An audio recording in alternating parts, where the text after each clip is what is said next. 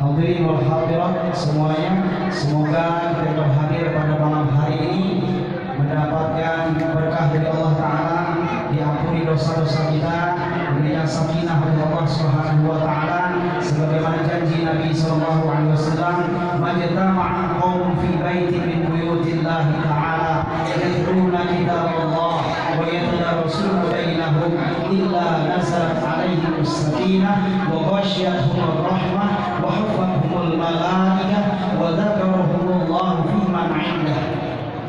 Tidaklah berkumpul satu kaum di salah satu rumah-rumah Allah Ta'ala, mereka membacakan ayat-ayat Allah, saling belajar dan mengajarkan di antara mereka, kecuali Allah turunkan sakinah, ketenangan jiwa, wa ghasyiyatuhumur rahmah, dan Allah tutur rahmat. Manusia masuk dalam surga bukan karena amalnya, manusia lepas dari siksa neraka bukan karena amalnya, tetapi manusia masuk ke dalam surga dan dibebaskan dari api neraka karena rahmat Allah.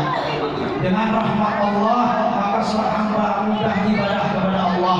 Dengan rahmat Allah seorang hamba bisa menjauhi maksiat kepada Allah, sehingga dengan ketaatan dia dan jauhnya dia dari maksiat kepada Allah, maka Allah Subhanahu wa Ta'ala masukkan dia ke dalam surga dan jauhkan dia ke dalam api neraka.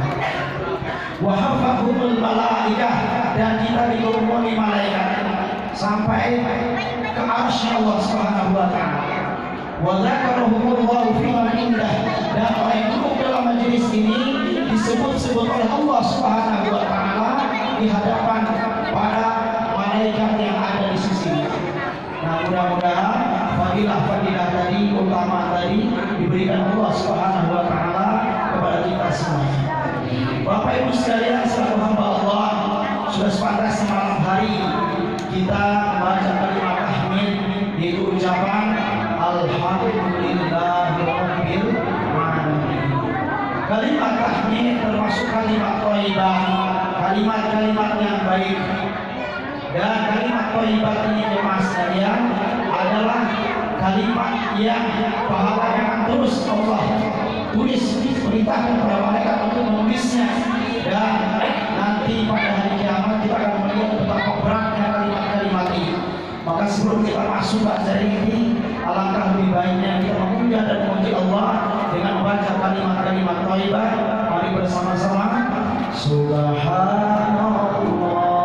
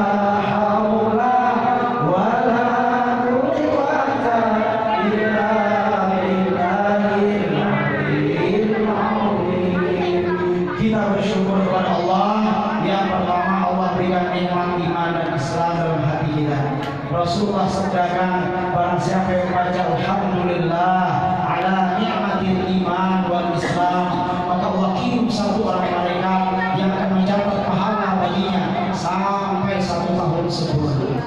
Maka mari bersama-sama kita memuji Allah dengan membaca Alhamdulillah ala ni'matil iman wal Islam. Sekali lagi, Alhamdulillah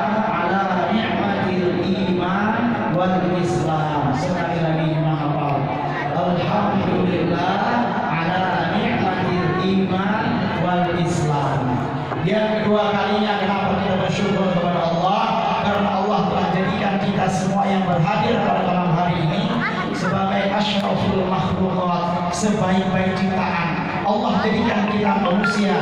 Kita tidak pernah meminta, kita tidak pernah memohon kepada Allah, tetapi dengan sifat Rahman dan Rahimnya Allah jadikan kita manusia. Allah mampu saja menjadikan kita binatang, menjadi babi mungkin, menjadi waring, menjadi itik, atau ayam, atau kucing. Susu ayam begini, susu orang bangun sudah makan. Babi, apalagi babi itu makan tidak, minum banyak wanginya, minum tahinya, atau makan tahinya. Kadang membini mamanya, abahnya membini anaknya, itu babi. Mampu Allah ciptakan kita seperti itu. Tetapi sifat kasih sayang Allah jadikan kita asyraful makhlukat, manusia.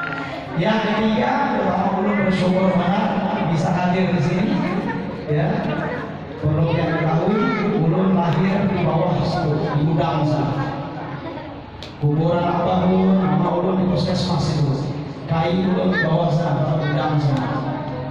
Jadi orang sini ulun kita.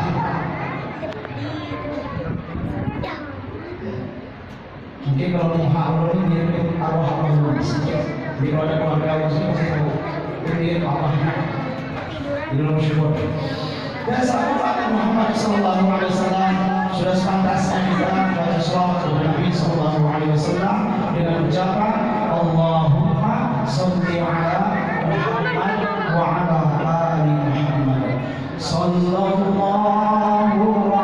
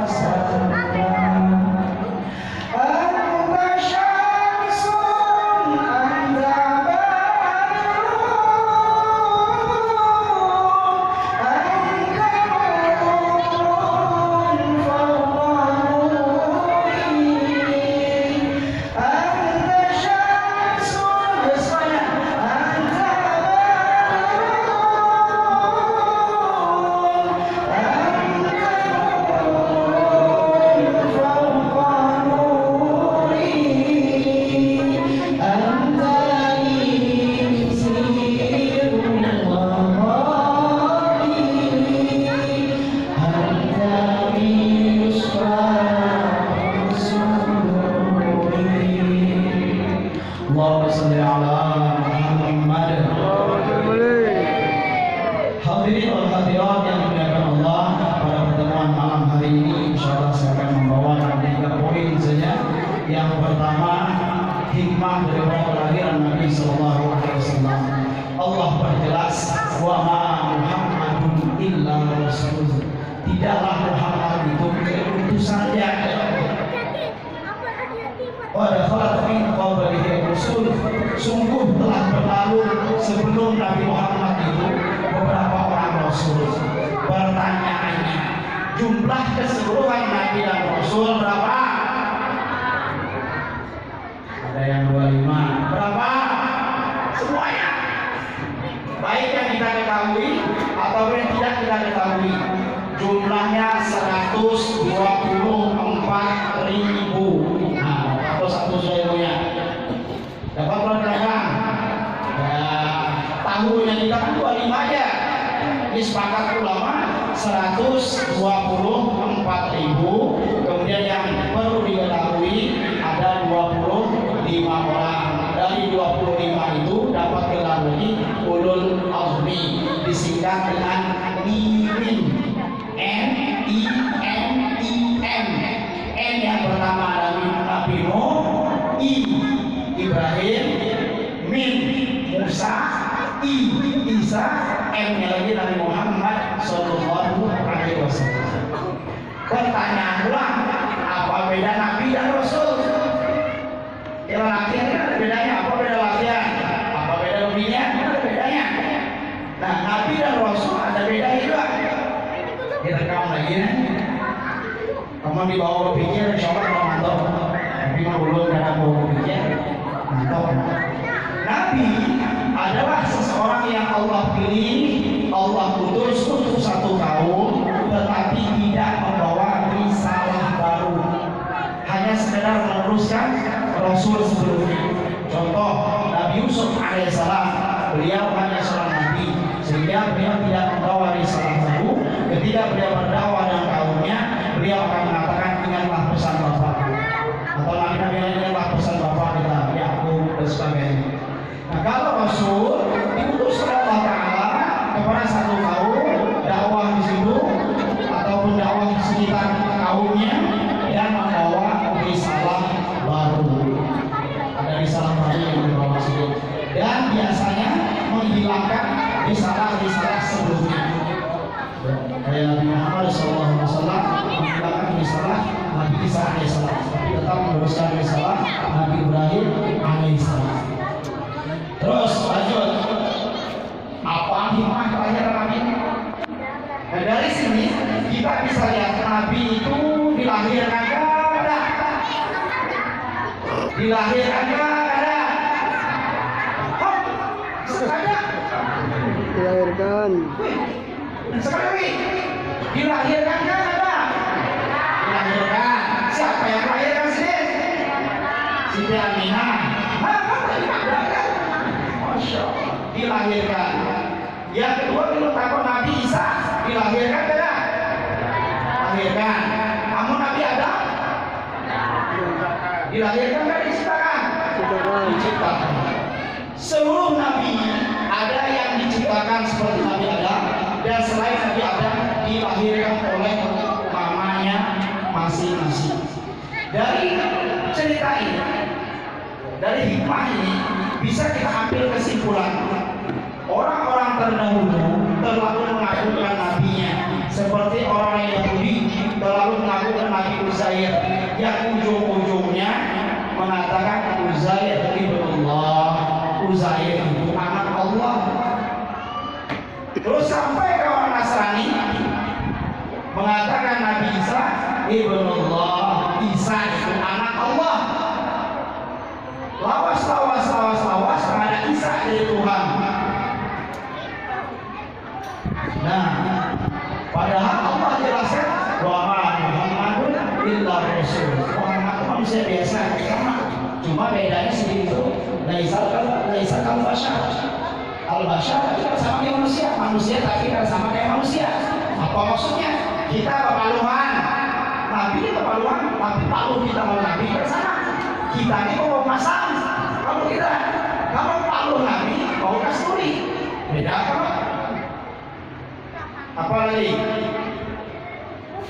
Nabi makan, kita makan juga. Terus bedanya di mana? Kalau kita nih makan, semakin banyak kita makan bisa jadi penyakit. Kalau Nabi itu ada, justru racun pun bisa jadi obat. Beda ya. Banyak perbedaan dan tidak ada kesamaannya segitu. Kalau Nabi sama Nabi balna, nah kayak padang pasir, lawan secintil pasir. Nah, Bapak Ibu sekalian, sebelum kita kenal Muhammad Sallallahu Alaihi Wasallam, Allah kan lebih baik kita mengenal Allah terlebih dahulu. Sehingga jangan sampai salah kayak kaum terdahulu terlalu mengagungkan nabinya sampai akhir-akhirnya menjadikan Tuhan. Nah, siapa itu Allah? Ketahuan ulang tadi. Maka Allah jelaskan dalam surah Al-Ikhlas, "Qul katakan oleh Muhammad, huwa dia Allah yang memiliki nama Allah, Ahad, bersifat esa, satu, tunggal, satu, tidak ada duanya, dua esa tidak ada, apalagi tiga. Maka kalau Tuhan itu 2 sampai 3 bahkan lebih, itu lain Tuhan ya. Kalau akal itu gimana? Jadi kalau akal orang itu terima Tuhan itu hanya satu saja. Tapi bila berdasi turun naik mobil, masuk ruangan AC, ganti danau, tapi Tuhan lebih dari satu, itu bakal. Ada bakal. Pintar ada bakal beda. Orang pintar orang bakal lain. Orang bakal udah jadi kada pintar. Maaf, sahabat, ada yang harus membaca, tidak pintar, tapi bakal menerima Tuhan satunya. Tapi orang-orang yang kayak Abu Jahal, Abu Lahab itu pintar, berhitung hebat, berbisnis hebat, tapi tidak bakal. Kan terimanya Tuhan satu. Atau ini ada orang turun naik mobil, pakai dasi, pakai jas, keren kelihatannya, membawa laptop, kertasnya, tapi Tuhan lebih dari satu.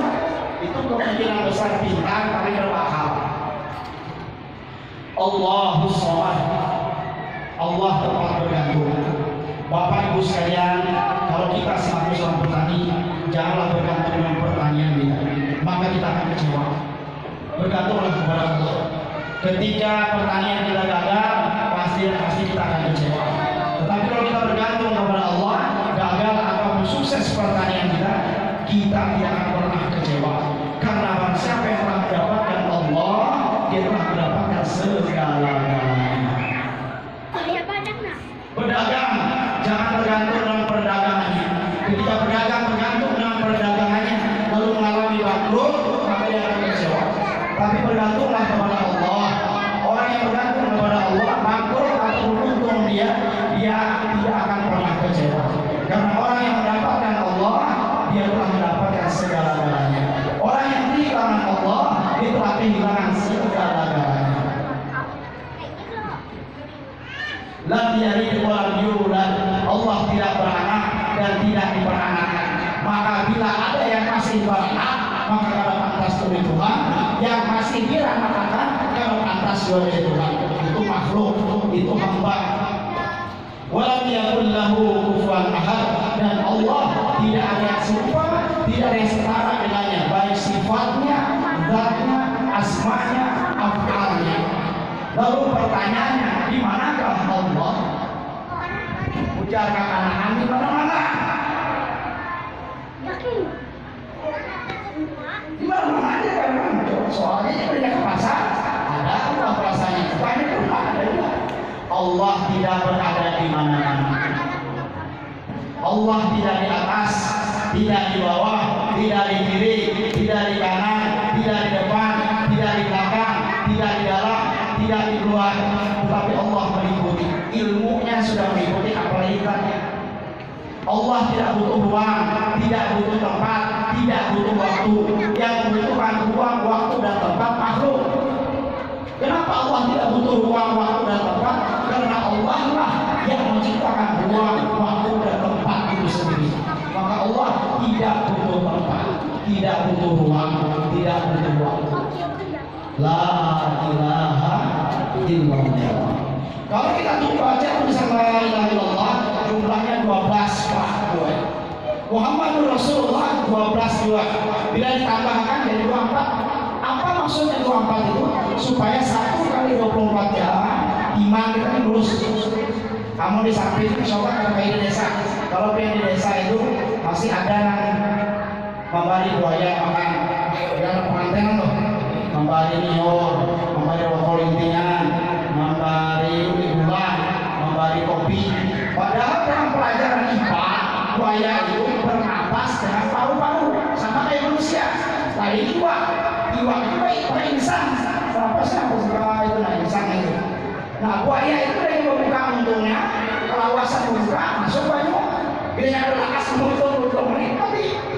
Maka buaya itu dari memakan orang atau makan apa ya? Menyelamnya kan, menyelam mati sudah nih, hanya naik limbahnya naik ke daratan, hanya dimakan. Kalau bisa makan dalam kayu, awalnya makan dalam kayu mati. Dilepaskan dulu orang bilang sampai mati. Nah sekarang kita melabur minum, melabur rokok, hantalu dan sebagainya. Pakai siapa? Mungkin buaya bukan ya? Mungkin buaya rokok orang banyak. Sampai itu dia sudah hancur. Jadi orang beriman, orang beriman ditambah sana. Jadi kita masuk la ilaha illallah ini mengeluarkan keyakinan dalam hati kita kebesaran hati kita terhadap makhluk dan benda. Kalau di sana masih banyak keris-keris itu dikeluarkan. Keris, pusaka semuanya. Oke, sendok sama punya tuh. Bila ada kekuatannya, sahaja sudah Allah berkuatan di sana. Sampai ke sahabat Umar, kalau aku tidak melihat mata kepalaku, Nabi mencium hajar aswad. Mencium hajar aswad. Atau Nabi mencium itu hajar aswad sudah. Apalagi banyak keris dan sebagainya. Nah maka malam ini urus yang meyakini kepada Allah sebelum mengenal Nabi Muhammad SAW. Keluarkan dulu kebesaran makhluk keluarkan, kebesaran apa yang keluarkan. Yang masih ada keris dan sebagainya sudah. Taruh 3. Jangan diberi makan lagi. Kalau bisa makan duanya. Ya basi. Dia masih ada hubungan dengan jin dan sebagainya. Taruh 3. Jin kawan kita tuh tinggi kita. Bila orang tuh masih kau melihat jin, itu belum hebat loh. Biar uang.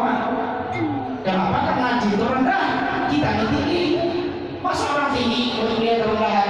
Tidak bisa, harus cocok. Jadi bila masih melihat jin itu hebat. Karena hebat lagi. Ya. Karena hebat lagi. Bapak Ibu sekalian, Muhammadur Rasulullah 12. Maksudnya apa? Supaya hati kita la ilaha illallah, urus kepada Allah, kemudian amal kita. Nah kayak Rasul 24 jam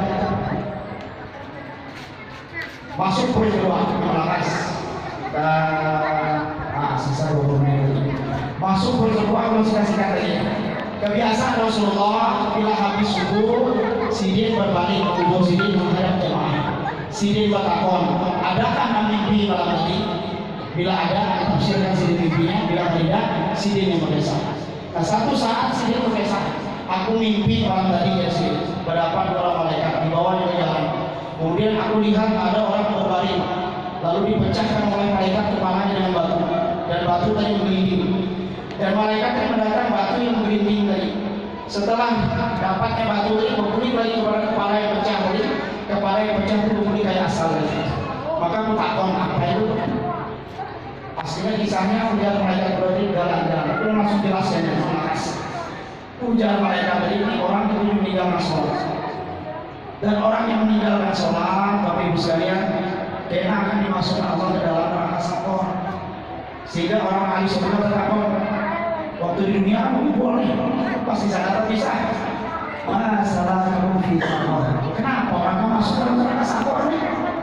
Maka mereka menjawab dengan satu jawaban yang tegas.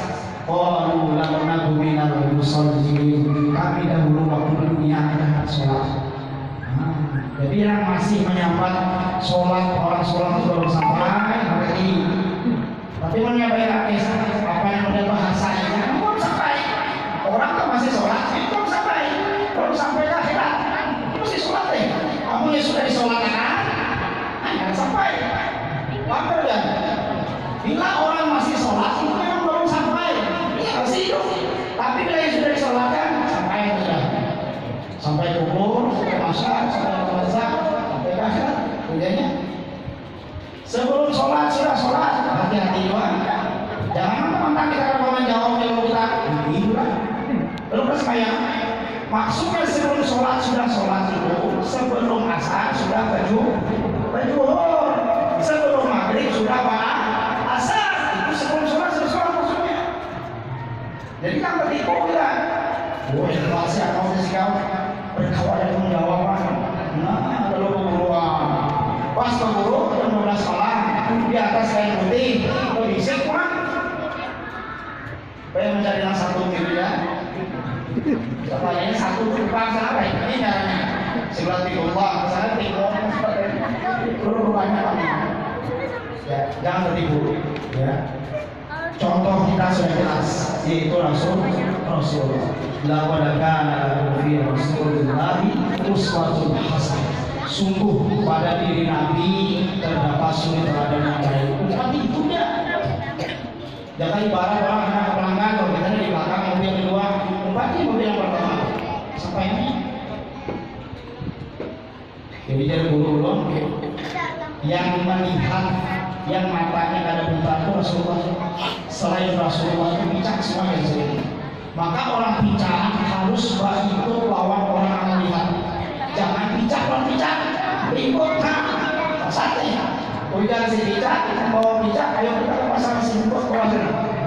singkong. Kalau bisa ke hulu singkong, bisa ke hilir singkong, lalu tarik ke naik. Jadi yang melihat itu Rasulullah, umat Rasulullah sampai itu. Bila ada ibarat orang hendak ke belakang, tapi arah tujuannya ke belakang, semakin digas mobil ini kira-kira semakin ke arah ke belakang, atau semakin jauh. Jauh. Jadi bila ada umat Nabi, tidak sampai ke Allah. Sehingga ulama memberikan gambaran Rasulullah itu seperti pintu. Ya, ketika kita akan menuju rumah ada pintunya, maka lewati pintu itu. Biar kita kawal nanti pintu itu sampai menuju. Ada oyong banget. Bapak Ibu sekalian, kemudian Nabi menjadi penjelasan lagi. Aku melihat ada seseorang yang berenang di tengah sungai, dan di pinggir sungai ada seseorang yang mengumpulkan batu. Lalu orang yang berenang di tengah sungai ke pinggir mendatangi orang yang di pinggir sungai, dan orang yang di pinggir sungai memasukkan batu ke dalam mulut orang yang berenang. Maka aku tanya, apa itu dosanya? Ujar malaikat yang kedua tadi, itu si pemakan riba. Nah, riba kita bahas sedikit. Mudah-mudahan tidak bersalah. Riba artinya berlebih atau bertambah, berlebih atau bertambah, itu arti riba. Yang kedua, yang bisa dikategorikan riba itu hanya khusus barang-barang ribawi. Barang-barang ribawi bilanya kada sesuai syarat hukumnya bisa terkena riba kita. Apa itu barang-barang ribawi? Pertama emas, kedua perak, ketiga makanan pokok. Ini loh, sok seperti ini. Pertama apa? Nyanyiin. Emas, dua, perak, tiga, makanan pokok. ya, ini kan ngantok maksudnya. Bukan mengguru ini adalah ngantok. Tiga ini, bila ada pas syarat hukumnya bisa riba. Satu, riba fadl. Riba fadl itu riba berlebih dalam urusan tukaran, barter besarnya, batu tukaran. Bilanya sama jenisnya, seikung emas kan sama jenisnya. Maka bila kita batu tukaran emas, walaupun ini Amerika, ini emas, Singapura, harus sama timbangannya. Bilanya kada sama, riba. Oh, apa bedanya Ustaz? Kan sama aja, batu tukaran itu. Kalau menambah ke pasar, ini segram, nih itu 2 gram. Ulun tukar ini lah, guru makan kan menambah kan sama aja. Dibanding ulun jual dulu, hanya duit main tadi, ulun tukarkan lagi, bilanya kurang, beda. Kalau pian jual dahulu, lalu dapat duitnya, setelah dapat duit pian tukarin yang 2 gram tadi loh, kan masih kurang duit nih. Lalu pian apa? Ini adanya jual beli. Dalilnya sudah jelas. Ahallallahu bai'a, Allah halalkan jual beli. Wa harrama riba, dan Allah haramkan riba. Jual beli itu 1000 kali lipat dia dapat untung. Enggak masalah. Dia bukan belanja di Shopee, orang menjual ini 2000. Dia tukari sampai di rumah bayar COD 2000. Dia jual 2 juta. Nih kerjaan ini sudah kubari daun. Berapa puluh kayak bidara, daun melon bisa juga. Daun bidara, kontena 40 hari 2 juta. Karena jual beli. Tapi dia tukar menukar ini lain. Itu sistemnya tolong menolong. Nah, jangan tolong menolong, tidak boleh menguntung, tidak boleh ada keuntungan. Jadi sekalian, bila emas dan emas harus sama timbangannya. Yang kedua harus tes waktu juga. Bila kada sama timbangannya, dia datang ke emasnya pasti dibuat ke mana? Kada tahu nih. Pasti. Bila yang kada tahu, bertobat malam ini, dia jangan ditulis. Bila dia datang ke tempat emas, lalu dia tukarkan emas segram tadi dengan 2 gram, lalu dia menambah duit riba. Cara lolosnya dari riba kayak apa? Dia jual dulu kelebihan, jadikan duit, dia takoni yang 2 gram ini berapa nih yang membeli nih? 1.200.000 tambahan, terus. Yang kedua makanan. Makanan ini biasanya petani karena sudah minyak memakan baras panenan seorang, lalu hendak buat baras sama merek mulai coba anak datangnya baru omangnya kalau kita baru baras lah turunnya hanya memilih nah turunnya makan yang banyak ujar baru bisa tapi tapi ini karena baras dari merek mulai ikan dari mereknya ya merek palu seperlatar ya ikan 5 kilo aku 2 kilo kan riba ini sama jenisnya sama-sama makanan pokok tapi timbangannya kan sama kada boleh harus sama gitu dia kok nggak rugi jualnya yang murah habis dapat duitnya hanya tukar beras koin itu riba kolot. Yang kedua riba kolot. Riba kolot ini menghutang dan hutang. Kalau tadi itu tukar barang, tukaran, bahkan hurupan bahasa kita. Kalau ini masalah hutang piutang. Masalah hutang piutang. Dalam hutang piutangnya ada syaratnya. Yang mana syarat ini memberatkan si penghutang. Contoh, datang hutang, anak sakit.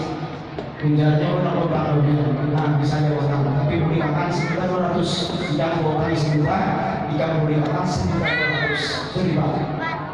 Atau kada berbentuk duit, berbentuk tenaga. Mana utang ya, tapi urutan uang, rasanya naik ekonomi restorannya, riba tuh. Pokoknya ada syarat yang memberatkan. Tapi dia ada syarat. Ujar Rasulullah sebaik-baik orang yang bayar utang adalah orang yang membayar utang itu lebih dengan catatan waktu berhutang itu tidak perjanjian kita ini berhutang kepepet teman lalu ada orang menghutang kan senang hati kita lalu dalam hati kita insya Allah kita yang mau sukses kembali habisnya dia ini berdiri kita apa? Dia berhutang sejuta dia garis ini hadiah sama mereka 200 asal jangan ada syarat sebelum hutang tadi. Yang ketiga riba yang ini ada imbai melakukannya itu tukarnya ya tukarnya baras lawan apa makan apa lagi sibung baras tapi ujar dia ini baras salah ini barasnya nah kurangnya ini bukan ada yang dulu tidak boleh harus cash kemudian asal hutang dari ibu sekalian